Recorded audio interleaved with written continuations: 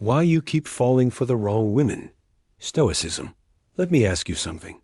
Are you here again? Is the relationship over? Or maybe it's just starting to show those same old cracks as the last one. You know that feeling. That sinking in your gut that tells you you've seen this movie before. Different face, different name, but it's the same damn script. The same emotional chaos, the same fights, the same feeling of being completely misunderstood and undervalued. You feel like you're trapped in a loop you just can't break. And you've probably asked yourself 1,000 times, why? Why does this keep happening to me? Why do I keep falling for the wrong women? You've blamed them. You've blamed dating apps. You've blamed bad luck. But what if the answer isn't out there at all? What if the key to smashing this pattern for good has been inside you the whole time, forged in the wisdom of ancient thinkers who mastered the art of human nature 2,000 years ago? Forget pickup lines. Forget dating hacks. Today, we're decoding the very architecture of your attraction. We're going to uncover the Stoic secrets that will finally allow you to break this pattern, not by changing the women you meet, but by fundamentally changing the man who meets them. This is how you stop building a life on regret and start building an empire on reason. First thing you've got to understand, your attraction isn't random. It's a mechanism. And right now, your mechanism is broken. You keep falling for the wrong women because you are subconsciously drawn to emotional dynamics that feel familiar, even when they're painful. And listen, that's not a flaw. It's a feature of human psychology. We are creatures of habit who find a strange kind of comfort in what we already know. If your early life was filled with chaos, drama, or a need to constantly prove yourself to get love, your mind learned to equate that instability with the feeling of home. You're not choosing these women with your head. You're being pulled toward them by a deep, unconscious blueprint. It's like you're navigating with a compass that's been calibrated to point, not toward true north, but directly into a magnetic storm. You follow it, believing it's leading you home, only to get shipwrecked on the same damn island, over and over again. This choice is driven by impulse, by a flash of chemistry, by the insane hope that this time, the storm will be different. This is the first chain that holds you down. You're not just choosing a person. You're choosing a familiar fight, hoping for a new ending. And hope, without a strategy, is a recipe for heartbreak. The agony of the validation trap. The second reason you're stuck, and this one is even more dangerous, is you're looking for a woman to be your mirror. You are hunting for external validation, hoping her approval, her affection, her attention will finally fill some empty space inside of you. You've decided your happiness depends on being chosen by someone else, and that belief makes you weak. It forces you to make being wanted more important than choosing wisely. Think of it this way. You're walking through life with an empty cup, begging for someone, anyone, to fill it for you. That desperation is a blinder. It makes you ignore the blaring red flags. The inconsistency, the emotional drama, the lack of respect to explain it away. You put up with it because the terror of having that empty cup forever feels worse than the pain of the relationship itself.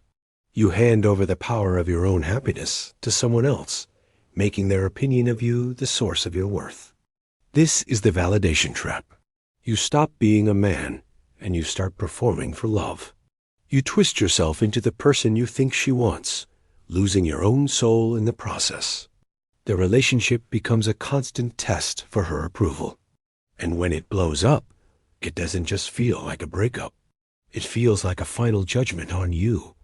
It confirms that toxic little voice that says you weren't good enough, and it sends you right back out into the world, cup in hand, more desperate than before. This cycle will not end until you realize one fundamental truth. No one else can fill that cup. That job was always yours.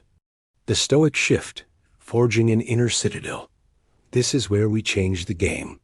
This is where the ancient wisdom of Stoicism becomes your lifeline.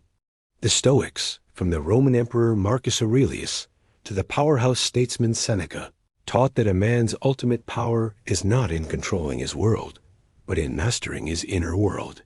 To break this cycle with women, you have to first build an unshakable fortress inside yourself, an inner citadel. The first principle you must burn into your mind is the dichotomy of control. It's a simple idea with universe-altering power. Some things are up to you, and some are not. You cannot control her moods, her past, her insecurities, or if she chooses you. You can control your thoughts, your judgments, your actions, and the man you decide to be. That's your territory. That's it. Every drop of energy you waste trying to fix her, change her mind, or worry about her feelings is energy you're stealing from the one thing that can actually solve your problem: building yourself. When you truly get this, everything changes. You stop reacting and you start acting. You're no longer a victim of her validation because your self-worth is no longer up for her review. As Marcus Aurelius wrote to himself, you have power over your mind, not outside events. Realize this, and you will find strength. This is your first step to freedom. You stop playing a game you can't win and start focusing on the one you can, the game of self-mastery. The second shift? Cultivating absolute self-sufficiency. The Stoics had a word for a fulfilled life: eudaimonia. It means a state of human flourishing that comes from living a life of excellence and reason. And here's the kicker. It is 100% internal. A Stoic knows that a man who is whole, content, and powerful when he is alone is the ONLY man who can enter a relationship for the right reasons. When a relationship becomes a choice instead of a need, you stop acting out of desperation. You don't need a partner to complete you, to distract you, or to tell you that you're okay. Instead, you choose to share your already incredible life with someone who has earned the right to be there. This is the difference between a beggar and a king. A beggar needs a woman to fix his broken life. A king, secure in his own kingdom, looks for a queen to build an empire with. You must first become the king of your inner citadel. Only then can you choose a partner not from desperation, but from discernment. If a light bulb just went off in your head, if you're feeling that fire right now to shift from seeking validation to building it, then prove it. Take a second and hit that subscribe button. Because we've laid the foundation, but next we build the structure. I'm about to give you the practical, actionable tools you can use today to change your reality. The Stoic Toolkit, Practical Strategies for Rational Attraction. Look, knowing the philosophy is only half the battle. The other half is won in the trenches of your daily life. Stoicism isn't some dusty theory. It's a practical art. These are the tools you will use to recalibrate your broken compass and learn to choose with reason, not with old wounds. First tool, proactive self-reflection. A life without examination is a life on autopilot. Seneca told us to review our day, every single day, and ask, what weakness did I master today? What virtue did I gain? You need to apply that same brutal honesty to your attractions. Start a journal. Today, when you feel that intense pull toward someone, stop. Don't just act. Interrogate that feeling. Ask yourself the hard questions. What am I really attracted to here? Is it her character or the chaos she represents? Is she genuinely a good person, or is she just excitingly unpredictable? What red flags am I ignoring now? And why am I ignoring them? This practice is a circuit breaker for your worst impulses. It moves you from the emotional, reactive part of your brain to the logical, powerful part. You'll start to see your patterns not as your destiny, but as data. And with new data, you can make a new decision. Second tool, choose by character, not just chemistry. Chemistry is the lightning strike. Character is the wood that keeps the fire burning all night. That initial intoxicating buzz is a terrible predictor of long-term success. It usually comes from mystery, novelty, or, as we talked about, a sick familiarity with unhealthy dynamics. Character is the bedrock. Seneca was clear on this.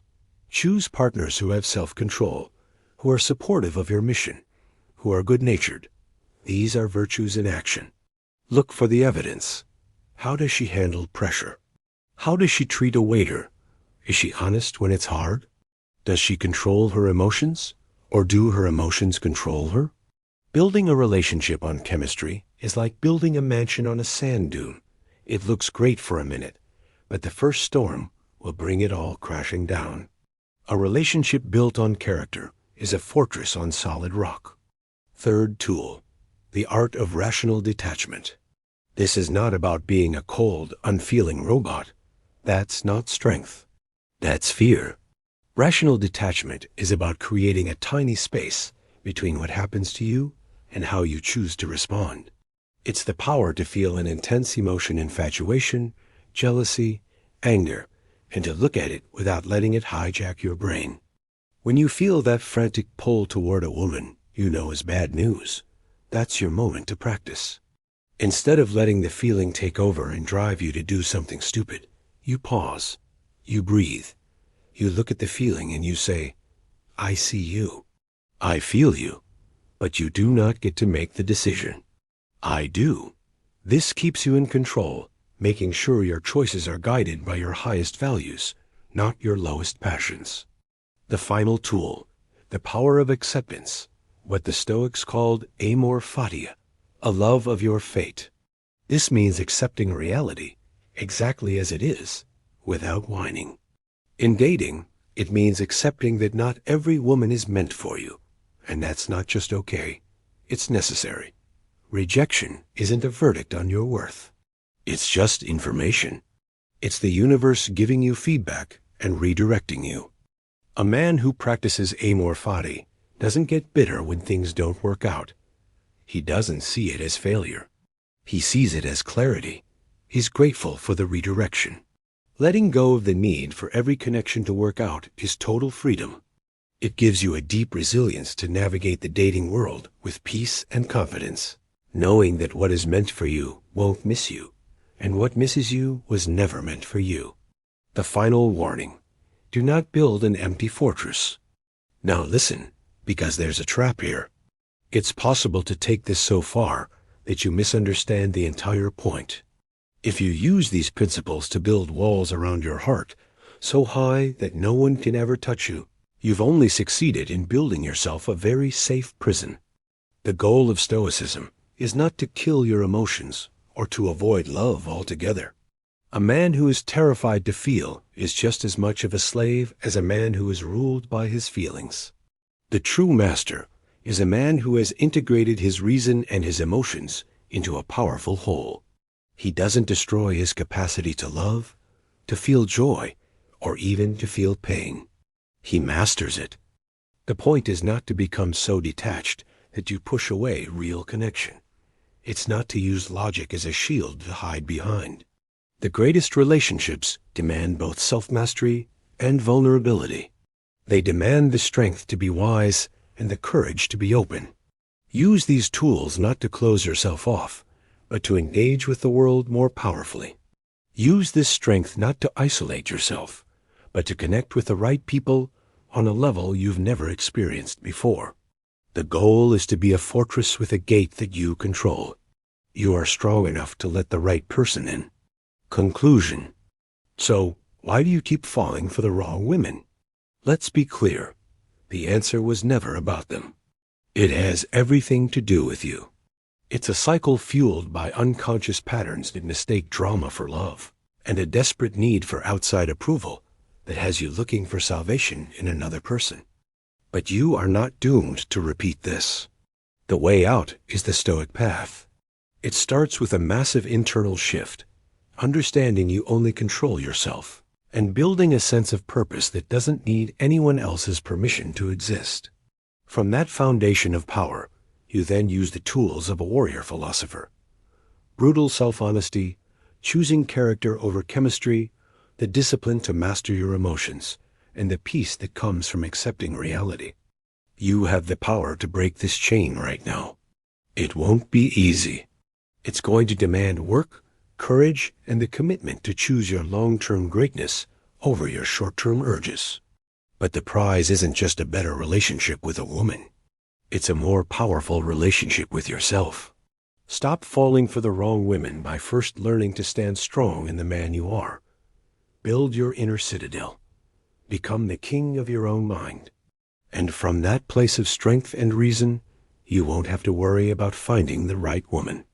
You will finally be ready for her when she arrives. Now I want to hear from you. What is the one pattern you are now committed to breaking? Don't just think it. Declare it. Put it in the comments below. Your story, your decision, might just be the map someone else needs to see. And if this message hit you today, subscribe and turn on those notifications. We're just getting started building a life of reason, resilience, and real strength.